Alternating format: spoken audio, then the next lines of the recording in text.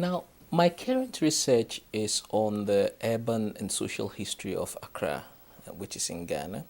But I'm taking a quite peculiar angle because I'm using a single street to unlock the various dimensions of the entire city. Now, this street is called Oxford Street, and it's a very lively commercial boulevard. It has lots of restaurants, Chinese restaurants, lots of internet cafes. It's full of activity. It has some of the most amazing ice cream in all of the city. It's a fascinating place where on an ordinary day you find lots of tourists, for example, and people coming from all over the city to come and shop and eat on the street. However, what my research is really interested in doing is in taking this street as a key, with which, when I turn it in one direction, it takes me to colonial urban planning. I turn it another way, it takes me to post-colonial urban expansion and evolution. In another direction, it takes me to the processes of globalization. In another direction, it takes me to a kind of ethnography of the street, how the street is experienced as a street in itself. The people that sell on it, the hawkers, the drivers that drive alongside it, those that work on it, both in official capacities and the various banks and restaurants, and those that traverse it in a kind of transitional way, so that I get a lively impression of the street as a lived space. But of course, my ultimate objective is to expand my observations of this street to allow me to understand Accra in general. Now, there are a number of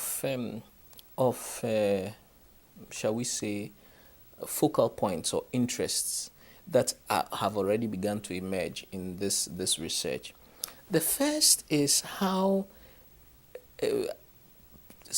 denizens of the city relate to place names.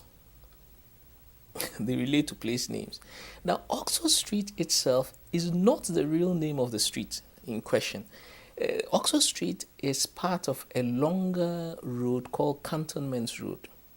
Now, Cantonments Road was laid in the mid-20s to lead from the southernmost tip, which is close to the sea, from the southernmost tip right to the military barracks.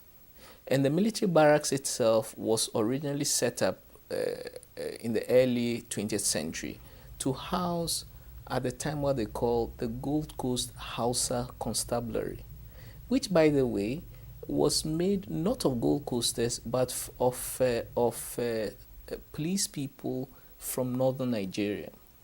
The history of the Gold Coast Hausa Constabulary is itself a fascinating aspect of the ways in which diaspora or diasporization becomes an instrument of colonial management.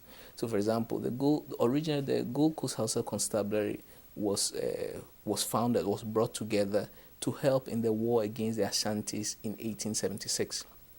And the reason why they put them together is that they were very good horse riders.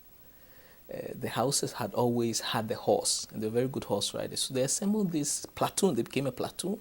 They fought on the side of the British against the Ashantis.